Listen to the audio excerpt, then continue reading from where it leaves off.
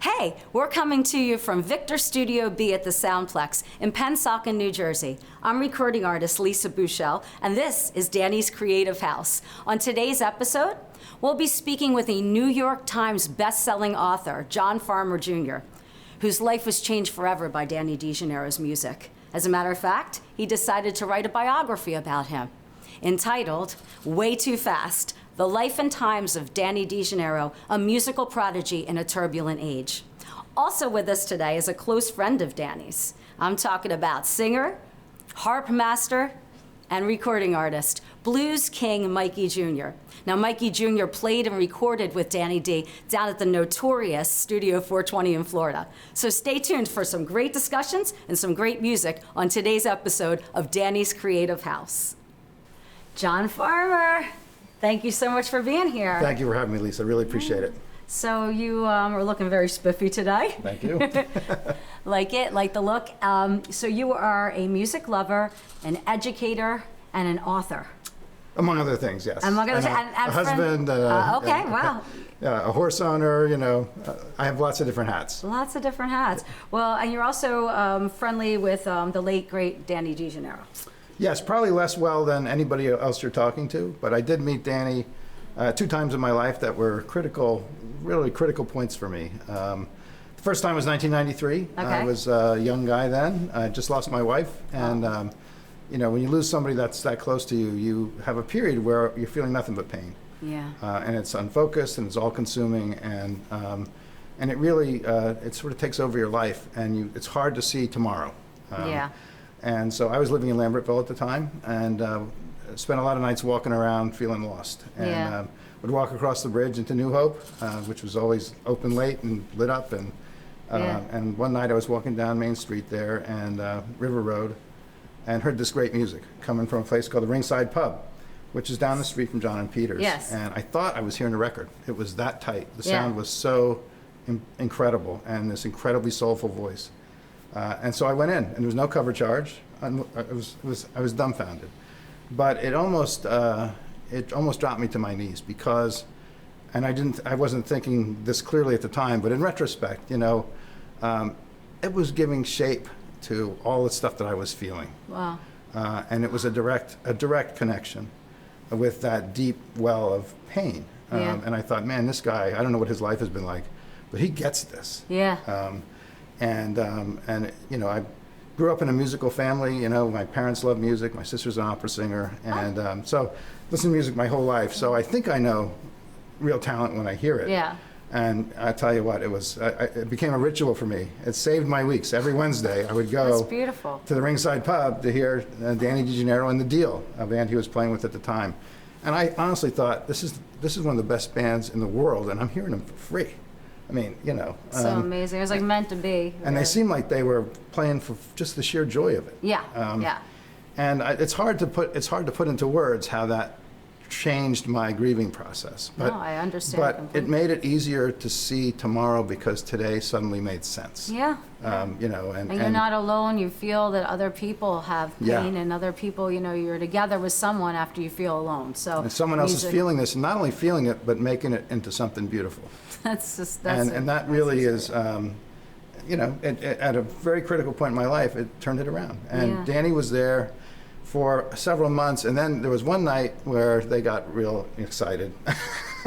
They took an extra long bathroom break and came out and cranked it up really high. And the police came, and they asked him to turn it down, and Danny said, sure. He was very polite, and as soon as they left, they went even louder. And it was one of the best nights, to be honest. And the next week, they weren't there anymore. Oh, no. And I started asking around. There was no internet back then. I just started asking around, like, where are they? Where can you find them? And so the rumor was they went to Florida.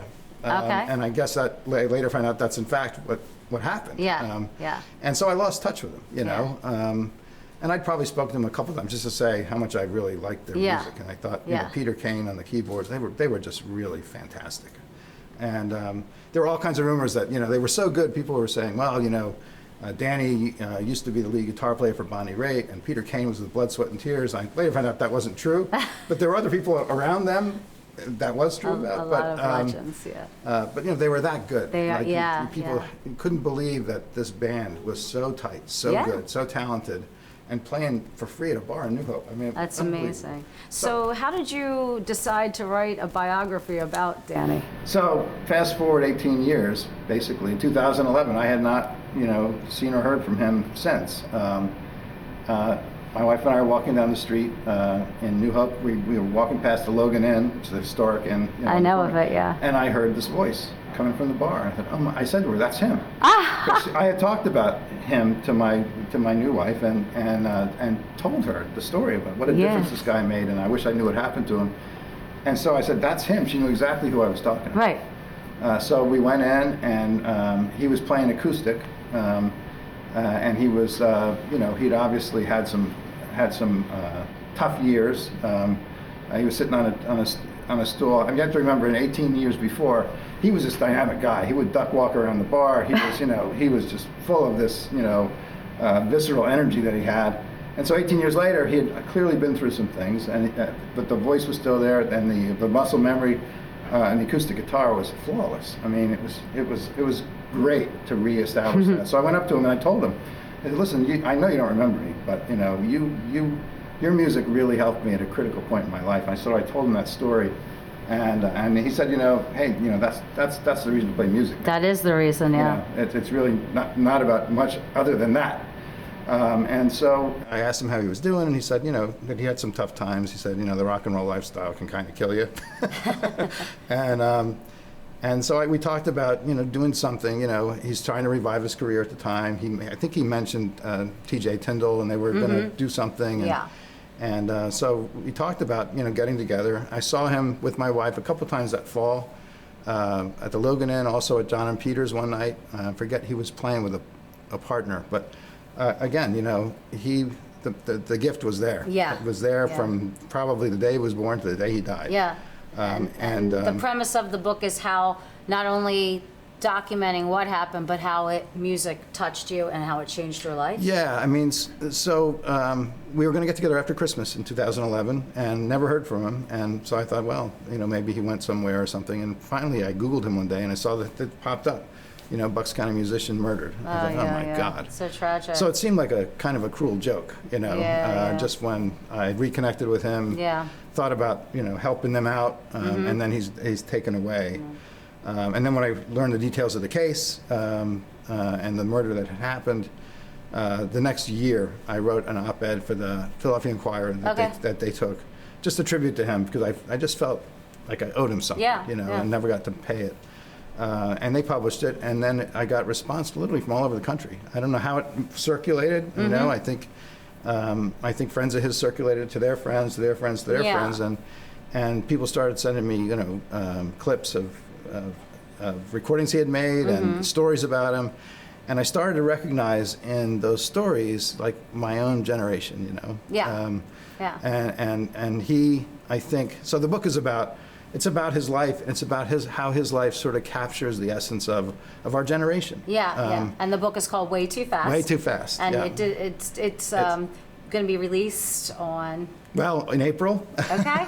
We keep moving the date back, frankly, because my day job gets in the way. But it's done. Okay, we're really looking forward to it. Yeah, I hope it. You know, I hope that it comes close to capturing the essence of him. I don't think you can.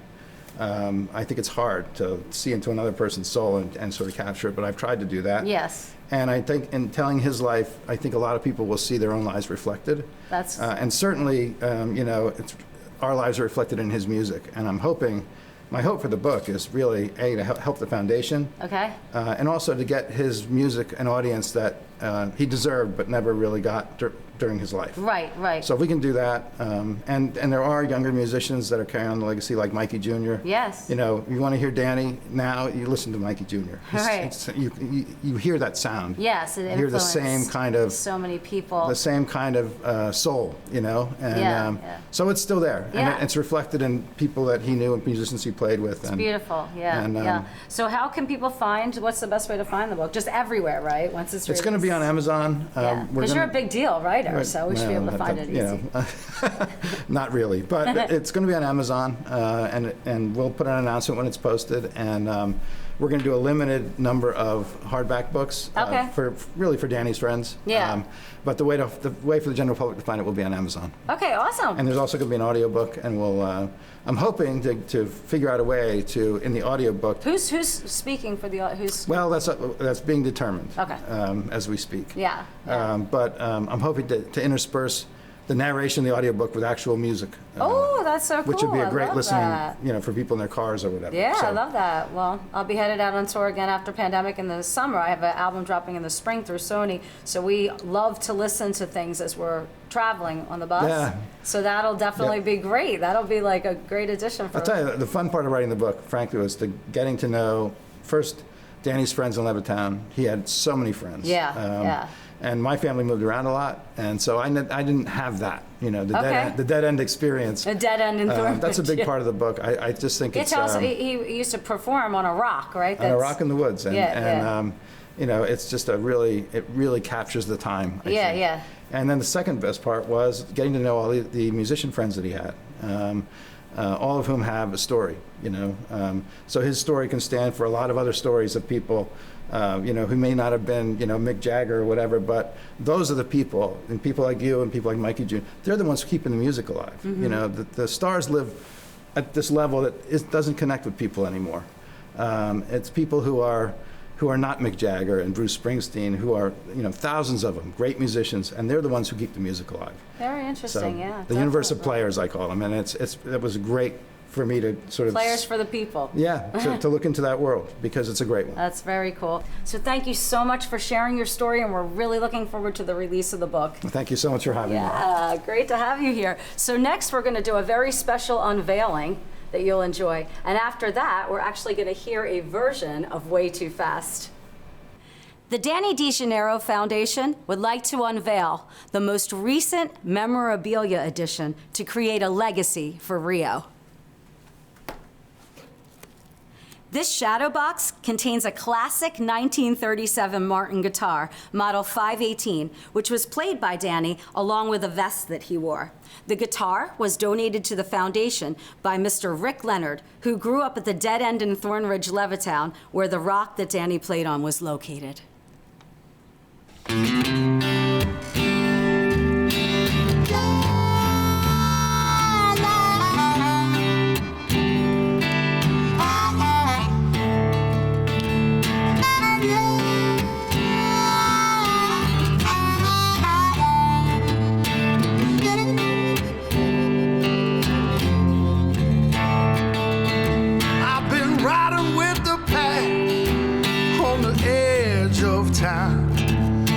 Something's got to give, I know.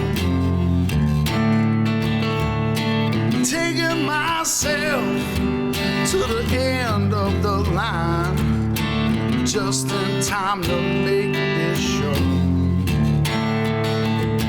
Well, I'm gonna see my man on the edge of town. Yeah, I got to run that bridge again. Well, I'm gonna find him, I'm gonna hunt him down. Sometimes I think he's my best friend. 'Cause I've been moving way too fast, and I gotta slow my motor down. I've been chasing that girl, I'm trying to make it last. I've been moving way too fast.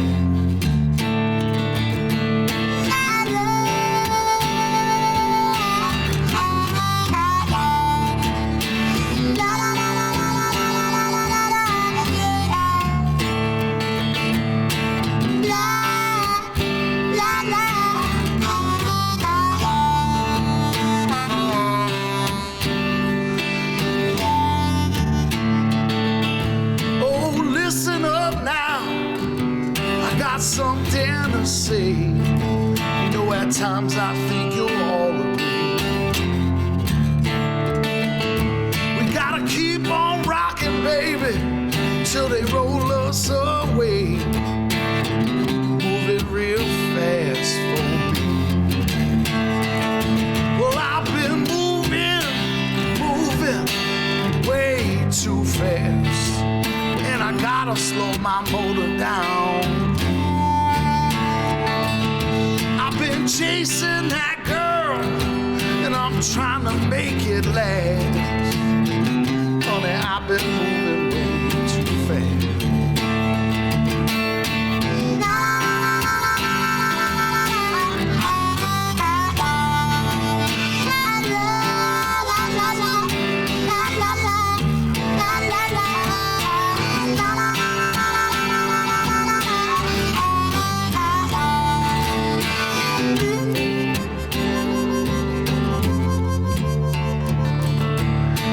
Listen up now, I got something to say. You know, at times I think you'll all agree. We gotta keep on rocking, don't we, baby, till they roll us away. Come on and move it real fast for me. Come on, sweet thing. And I've been moving, honey, way too fast. And I gotta slow my motor down. I've been chasing that girl, and I'm just trying to make it last.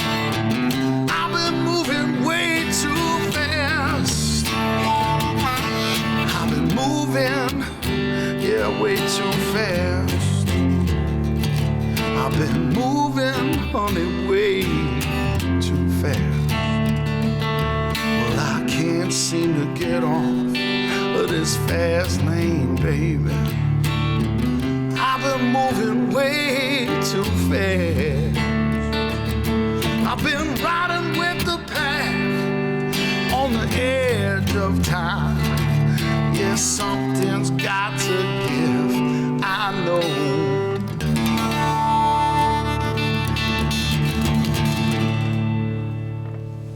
Hey, Mikey Jr., so good to have you how here. are you? I'm doing great. So what have you been up to? Oh, just being a dad, enjoying my kids, enjoying time at home with the family. Great. How many the kids? Silver lining, 2 boys, 6 and 3. Oh, that's so nice. Yeah, Good. really special time. Yeah, so so great to have you here and talk a little bit about your times with Danny DeGennaro. I know there was a lot of good times and good music. Oh yes. I was told like Danny kind of paved the way for you to first get into the music business. Absolutely. Can you tell us a little bit about how all that went down? Yeah, I met Danny, I believe it was in 1999. I was 19 years old. He was playing at this place in Levittown called Capellini's, and it was just the best guitar playing, singing, and songwriting I had ever heard. Yeah. And I was just enthralled, and I got to talking with him after the show, and he told me he was playing there the next night. And so I came back. I told him I played a little harmonica, and the next night that I came back, he had me sit in with the band, and that started a friendship. And Oh, so cool. yeah, and then 2 years later, I found myself in a band with him.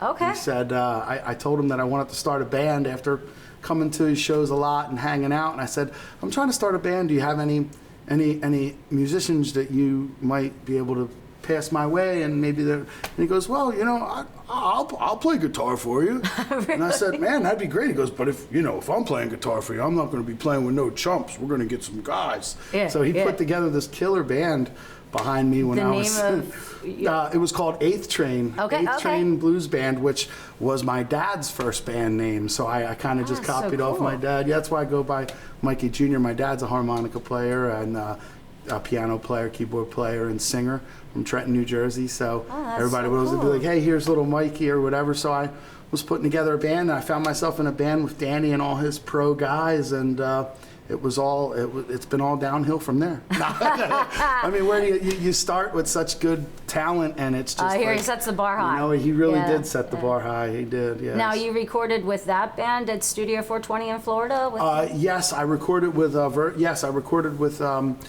Danny. Gary Balduzzi came down and recorded with us. Pete Kane, which was one of Danny's Florida guys that was already down there, played organ on it, and had Kenny Suarez play drums, And yeah, he brought me down. We were in a band. My very first gig ever as a band leader was actually on Danny's birthday, February 22nd of 2002. Okay. So, and we played at JB's in Marsville. And within a year, he had me down in Florida producing my first CD. He produced my first CD. He had me down in Florida recording my very first CD with all of his professional guys. Kenny Suarez, the drummer, toured with Patti LaBelle and all kinds of names of people. So it's been great. Gary Balduzzi worked with a bunch of different people, and he just put all these pros behind me and was able to make my my stature in the local community. Like as soon as I played with Danny, everybody was like, "Oh, he plays with Danny. Oh, he's got to be good," because Danny was just so. Such a presence, wherever he went, whether it was down in Florida or in Levittown or anywhere he went. Right on, yeah, definitely. I read something about you going to the Memphis Blues competition with Danny. Tell me a little bit about that. I don't know the whole story. There was a blues competition going on in Baltimore, and all I really cared about was getting in front of a blues audience that were there to see blues music. We had played a bunch in Levittown, a bunch of places, and blues was something that we would sparkle in, but when I wanted to really go play for people who actually came and showed up to see blues, not have to win someone over like, oh, I don't usually listen to blues, but I really liked your blues, So this was like a thing that we could go to, and it was like 200 people or something. I never thought that we would win, but we ended up winning. And when we got done, it was funny because Dan's like, "Yeah, I'm used to winning all these things. I'm used to winning a lot of these competitions." So I didn't think we were going to win. We ended up winning, and the prize was to go to Memphis. And I actually didn't even know what the prize was. And they were like, "Oh yeah, you guys, we're going to go to Memphis." So we rented this like Winnebago and drove to Memphis. Oh, that's so cool. Yeah, it was a lot of fun. We went there, and I was just able to all of a sudden go, oh wow, this is here's the blues market, because it's before. I mean, I wouldn't say it's before the internet, but it's before where you could just go on YouTube and find things, and go on the internet and find like where the blues is and where everything is. And so when I went down to Memphis for the International Blues Challenge, it's called, it's put on by the Blues Foundation, which is blues.org. I've been a member of that Blues Foundation since then.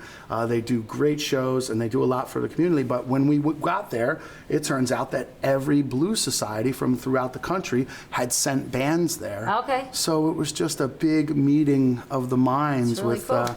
Yeah, it was a lot of fun. It was great, and it was a great opportunity. And I still, I still get work from that. Every year when we go, that's how I meet new people and find new work throughout the country. That's great. And how many releases, how many CDs or EPs do you have? I recorded my first CD with Danny producing it in 2003.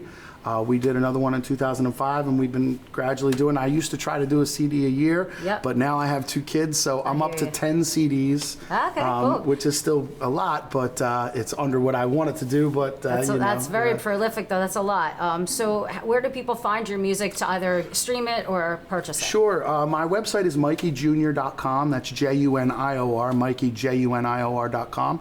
I'm on Spotify. All of my releases are on Spotify, with the exception of my newest release, which is called Traveling South, produced by my friend Dave Gross on the VizTone label group, which is owned by Bob Margolin, who was in The Last Waltz playing with Muddy Waters. He was Muddy Waters' guitar player, and Richard Rosenblatt. So they own this label group, and I'm on it. And you can get me on Pandora Radio or Spotify, and of course all online and stuff like that. Cool. I'll be working out to that later, I think. Oh, cool. So after chatting with John Farmer and his book entitled Way Too Fast, it was so cool to hear you do a version of Danny's song Way Too Fast. Oh, thank you very much. Great version, too. Thank you. It's going to be on my new CD. Oh, cool. Yeah, I got a new CD coming out probably this summer, and it's going to be on there. Oh, that's just way cool. What else are you going to play for us? I'm going to do a song of Danny's called Taboo Love, and we're also going to do a song called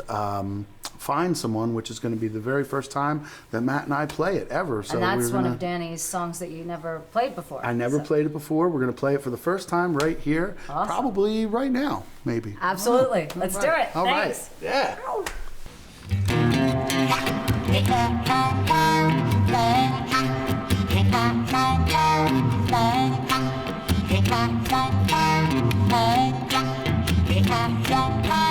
Every time I think of you, I don't know what I'm gonna do.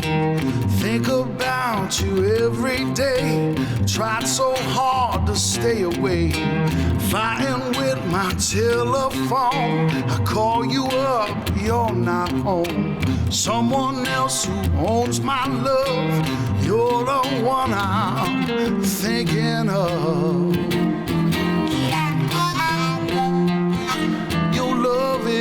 Taboo.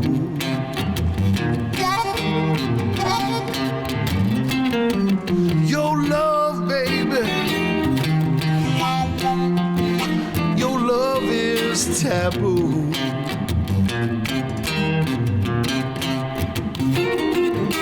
I dream about you in my bed. Your body dances in my head. See the smile that's on your face. Nothing else can take its place. Feel you deep inside my soul.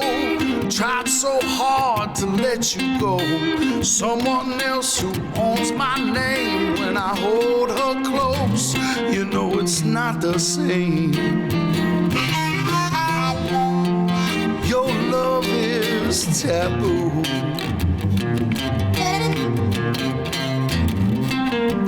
Your love, baby. Yeah, you know your love is taboo.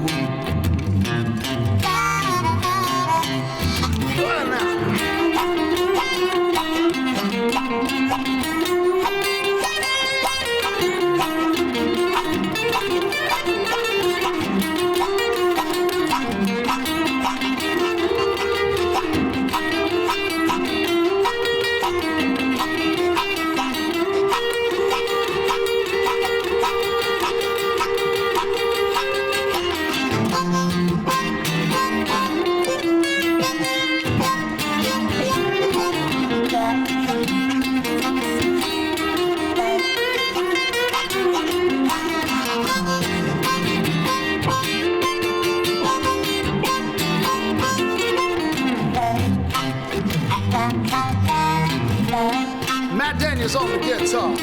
You tell me that it's got to end. You just wanna be my friend. I can't help the way I feel. My love for you is oh so real. Got this pounding in my heart. I look at you and I fall apart. I wanna let you know I don't wanna ever let it go. No, no. You know that your love is taboo. La, la. Your love, baby. Nobody want me, honey. Your love is taboo. What am I gonna do?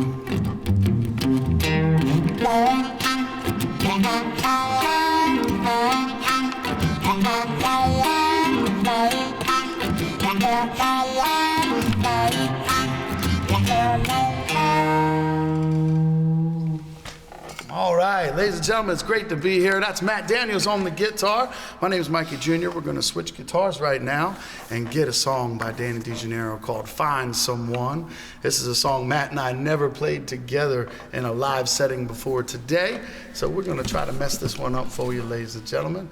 It's an honor to be here, and Danny was a killer mentor of mine, just a great person, and I'm so glad that he was in my life. And it's great to be performing in front of his brother Gary over there, and Kathy. I love you guys so much. We're going to do it like this. Here we go.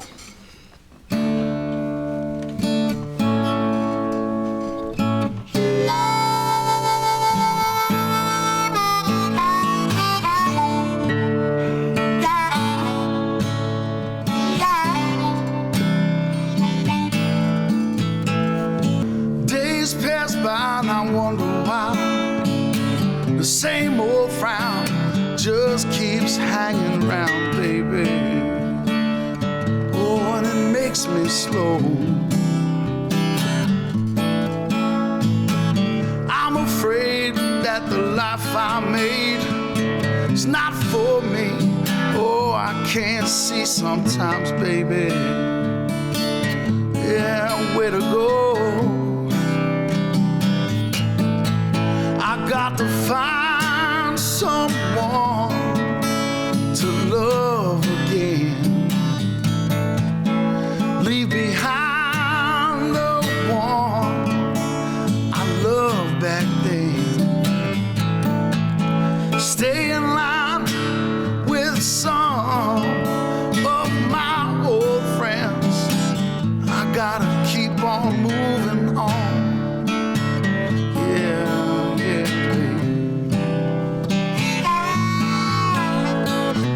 I guess you think you broke that link, but oh, I swear the chain is still there, baby. I keep hanging on. I guess you know that the walls will grow between us two. Yeah, there's no more you in my life. You used to make me strong. Now I got to find someone to love again. Stay in line with some of my old friends. Get in line with some of my old friends. I gotta keep on moving on. Yeah, baby. I gotta find, yeah, I'm gonna find someone. I gotta find someone. I gotta find someone. Oh, yeah, I gotta find someone. Oh, yeah. When you go, just be sure you know.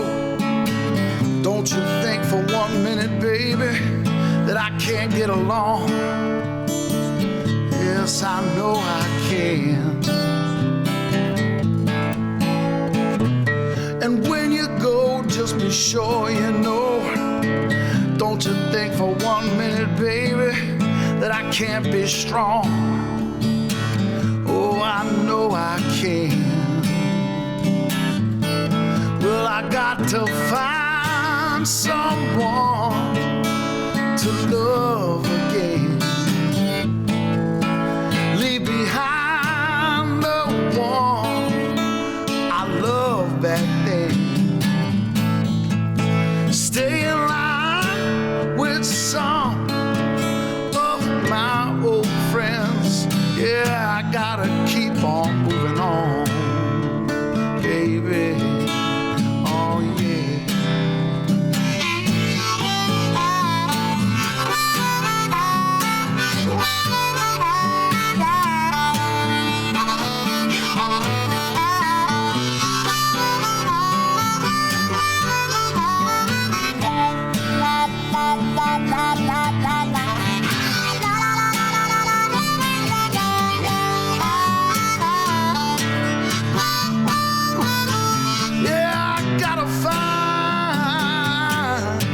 Someone, yeah, I gotta find, I'm gonna find someone. Oh, I'm gonna find someone.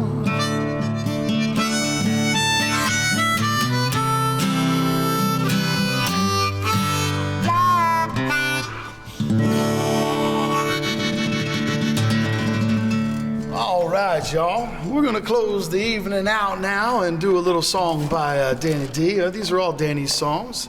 This one is called Bad Time Blues. We used to like to play this one with Danny. And we're going to do it like this. Here we go.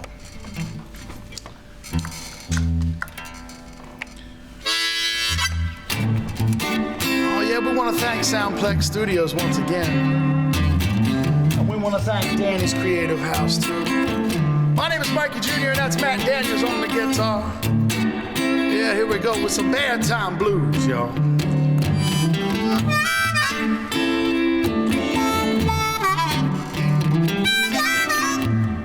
It seems I've had some sad and lonely times. The woman I had I thought was mine, all mine. Then came along another man, took it all away from me again. Sad times, I got it. Bad time blues. Oh yeah.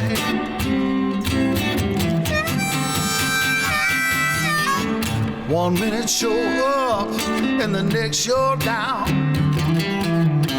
Beverly Hills are my home in good old Levittown. And there goes Mikey, he's been kicking that gong. It ain't hard to tell I've been drinking all day long. Talk about them sad times, I got 'em. Bad time blues.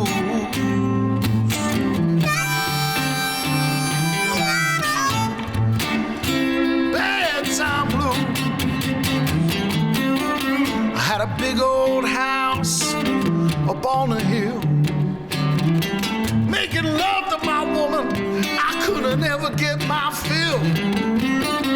I got a nice car parked out back, and I keep pit bull dogs in case I'm attacked.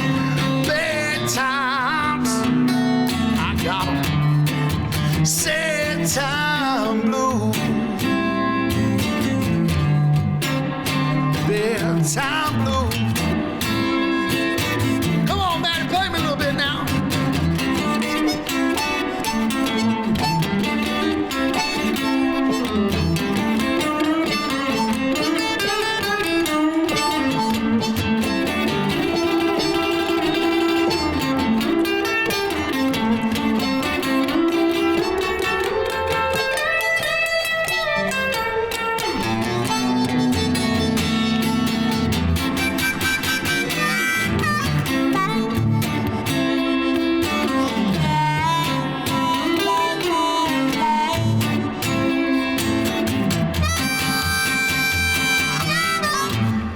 One minute you're up and the next you're down.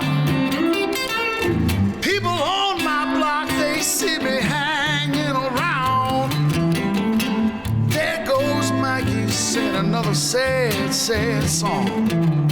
It ain't hard to tell he's drinking all day long. Talk about them sad times, I got 'em. Bad time blues. Time blue, oh yeah.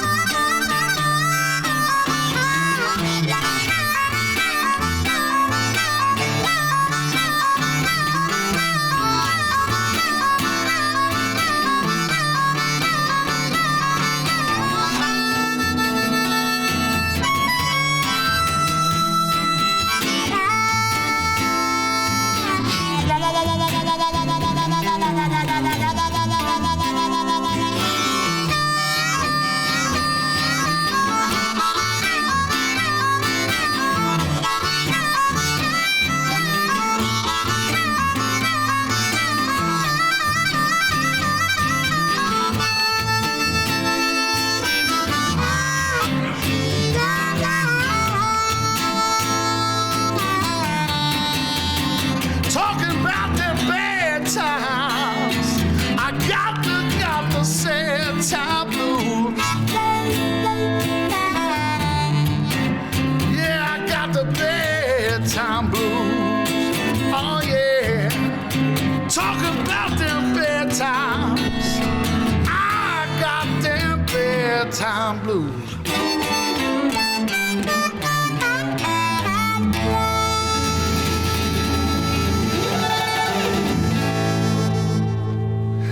All right, thank y'all.